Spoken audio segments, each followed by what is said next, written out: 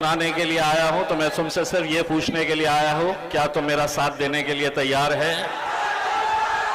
तो फिर सुन लो, तुम अगर साथ देने का वादा करो, अच्छे अच्छे दलालों की वाट लगाने के लिए मैं आया हूं। मेरे कायद बैरिस्टर असदुद्दीन अवैसी साहब, आज कोचाधामन की सड़कों पे हमें जाना हुआ।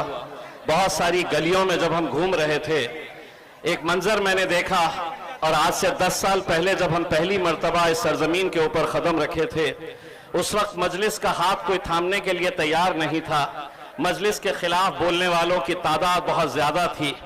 आज अल्हम्दुलिल्लाह जिस किसी रास्ते से गुजरते हैं, बुजुर्ग लोग खड़े रहकर पतंग छाप और असद साहब के लिए जो दुआएं देते हैं, वो शायद इसलिए मुमकिन हुआ है कि आज पिछले 10 सालों से जो बैरिस्टर असदुद्दीन अवैसी साहब ने सीमांचल के अंदर जो लगातार मेहनत की है, उसी का नतीजा है कि आज हमारी माओं और बहनों को बोलने की जरूरत नहीं पड़ती है। वो खुद हमें देखकर कहती है कि इस बार भी हम पतंग छाप के ऊपर ही मोहर लगाने वाले हैं। इसमें अल्हम्दुलिल्लाह ये इस वजह से मुमकिन हुआ है मेरे भाइयों कि आज जो मुल्क के हालात है उसको आप बखूबी जानते हैं। सीमांचल बिहार का एक हिस्सा है।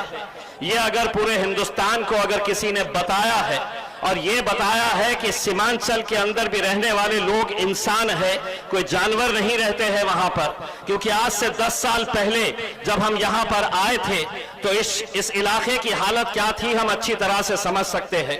लेकिन लगातार 10 सालों तक बैरिस्टर असदुद्दीन अवैसी साहब ने हिंदुस्तान के सबसे बड़ी अजीम, सबसे बड़ी टेंपल ऑफ डेमोक्रेसी लोकसभा के अंदर, पार्लियामेंट के अंदर, उन्होंने इस इलाके की बदहाली के बार बार जिक्र किया, और मजबूरन हुकूमत चाहे कोई भी हो, हर एक को यह दखल लेना पड़ा कि हाँ, हिंदुस्तान के अंदर एक बिहार नाम का राज्य है और उस राज्य के अंदर सीमांचल एक इलाका है जहां पर कोई तरक्की नहीं थी। लेकिन आज जब हम ये बदलाव देख रहे हैं, तो अगर इसका क्रेडिट अगर किसी एक को जाता है तो कोई हुकूमत को नहीं जाता है। अगर सीमांचल के अंदर अगर आप बदलाव देख रहे हैं तो उसका क्रेडिट सिर्फ और सिर्फ मेरे कायद बैरिस्टर असदुद्दीन अवैसी साहब को जाता है। मेरे भाइयों, आज यकीनन आज मुल्क के जो हालात हैं आप अच्छी तरह से समझ रहे हैं। आप देख रहे हैं कि किस तरीके से हमें हर पॉलिटिकल पार्टी निशाना बनाए हुए है। राज्य की सरकार हो या नरेंद्र मोदी की केंद्र की सरकार, हर एक के निशाने के ऊपर आप है और हम है। किस तरीके से हमारी मस्जिदों को आज गिराया जा रहा है, शहीद किया जा रहा है। किस तरीके से आज हमारी बच्चियों को